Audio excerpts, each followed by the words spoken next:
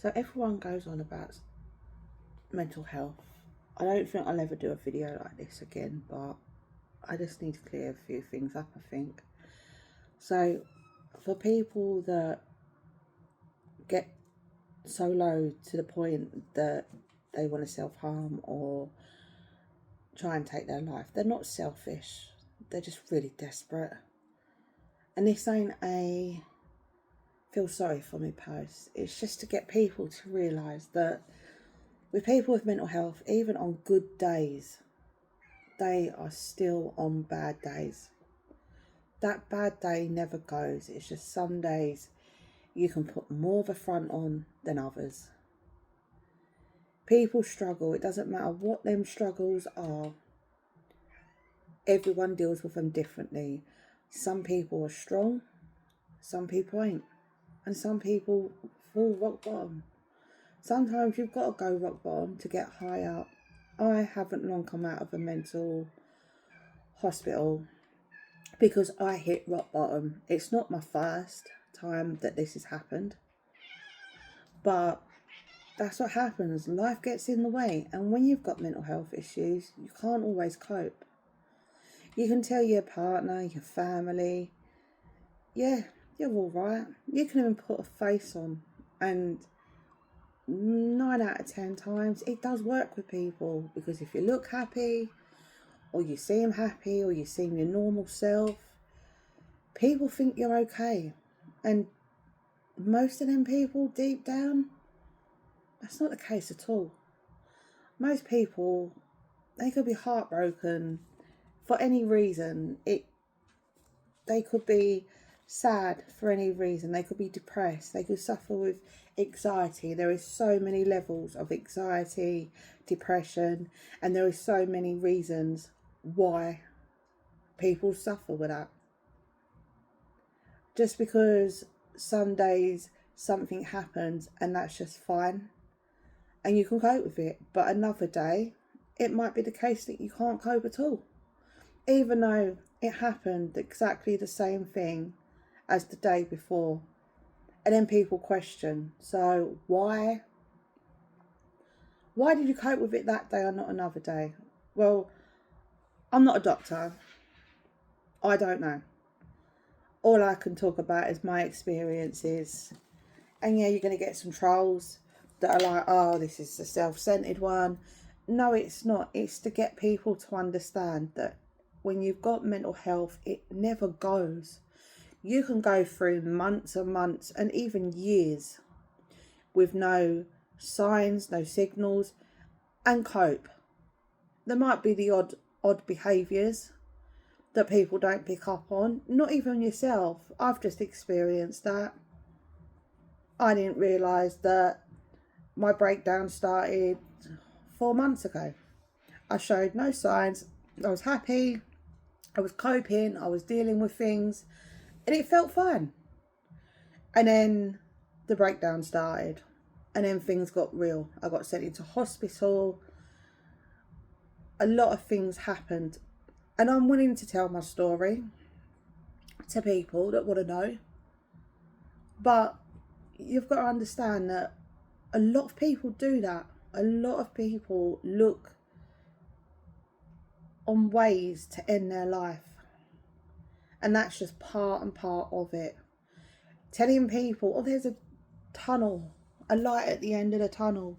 When you're feeling that low, you don't see that tunnel. All you see is darkness and not knowing. Now, I've been out of hospital for 3 weeks, and I'll tell you something, as stupid as it sounds, I've been in my routine for 7 years. I went into hospital, I had my breakdown. I'm 3 weeks out of hospital, and I tell you something, it has been so hard to get back into that routine, even though I've done it for 7 years. And a lot of people out there will understand that. It's hard. And people say to them, talk to me. How can you talk about something you don't even understand yourself? Or understand why you're feeling like you are, when sometimes there's not even a reason on why you're feeling like you are. just like getting a broom and brushing the floor. That is so overwhelming for me. Even though I've done it since I can remember for living on my own. But coming back out of hospital and trying to do it, it's just like so overwhelming. It's hard. And people like think that just because you've come out of hospital, that means you're released because you're better. No.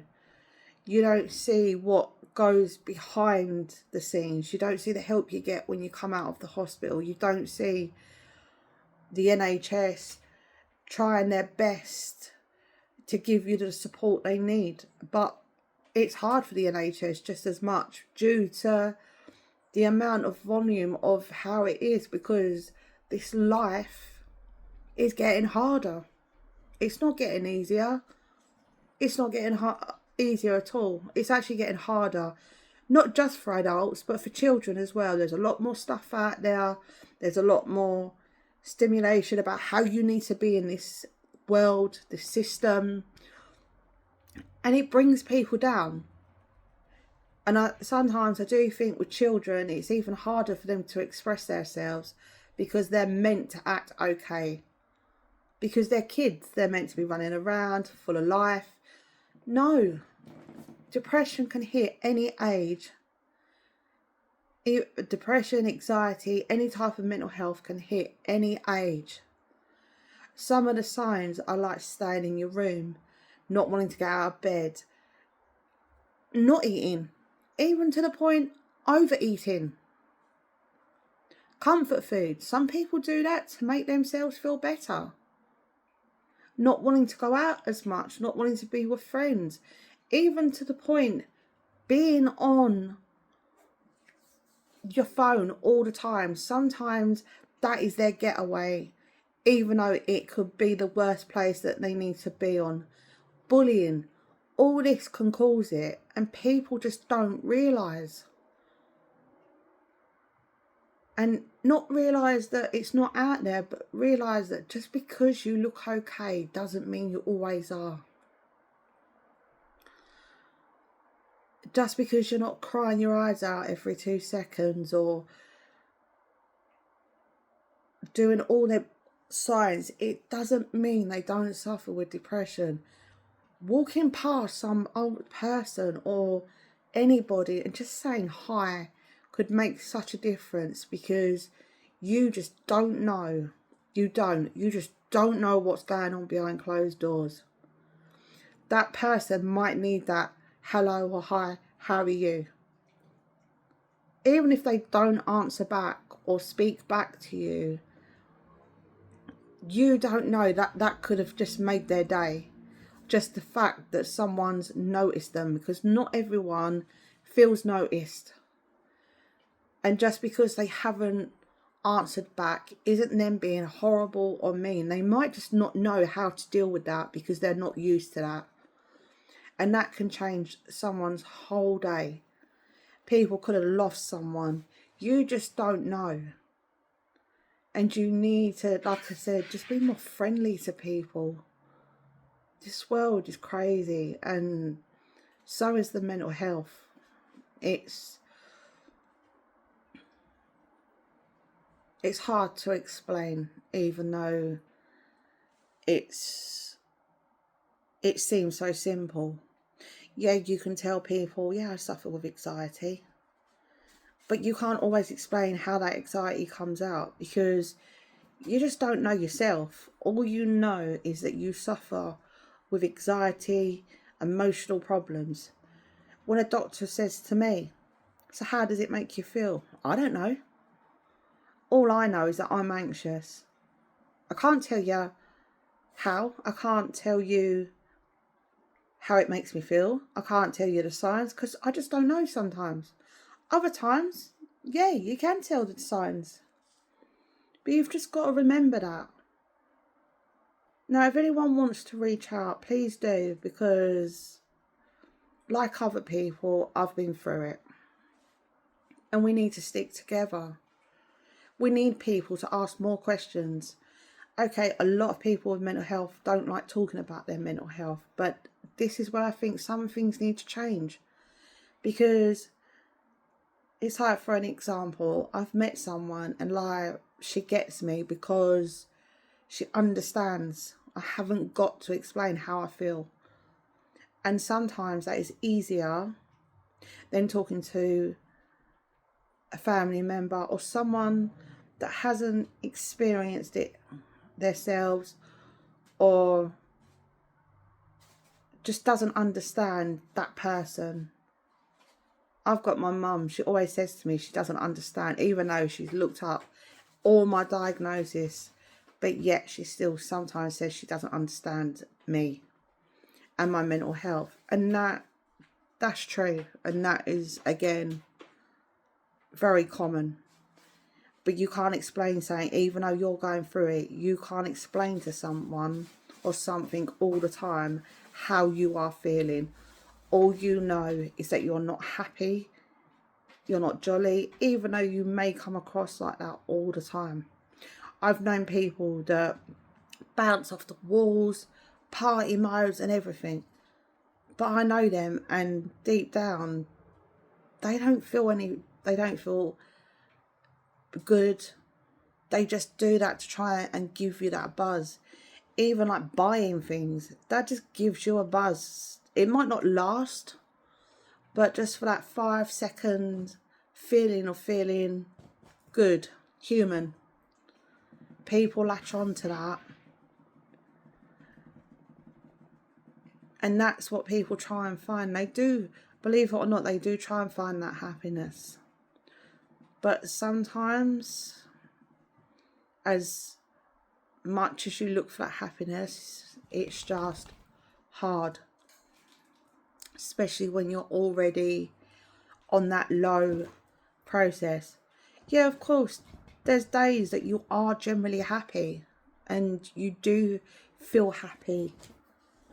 And that's good, because that's what you need. But does it always last? No.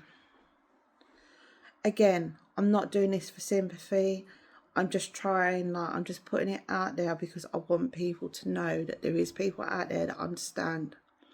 I might not be a doctor, I can't diagnose, but I do understand. And it's hard. I'm quite happy to tell my story, because at the end of the day, that story is what's made me. I've done what I've done, I've survived. Yes, trying to get back to normal life after that story has been hard, but I'm here and I'm trying. I'm doing everything people throw at me to feel better. But again, there's days when I just feel like, why do I bother? Like I said, it's hard. It's not easy, that's for sure. But time does get better eventually. You could do 2 steps forward, 10 steps back, because that's the life of mental health. And you feel like you've let yourself down, you've let other people down. But that's just part of the journey again. Journey is a long road, and that long road just needs to take the flow. If you're a survivor, good. Talk to other people about surviving, because that, when people are low and they feel like there is no end, they might need to hear that. They might need to hear that you've done the same thing, you've done similar, but you survived and you're here now. Even the most silly little achievements, even if it's just like brushing the floor.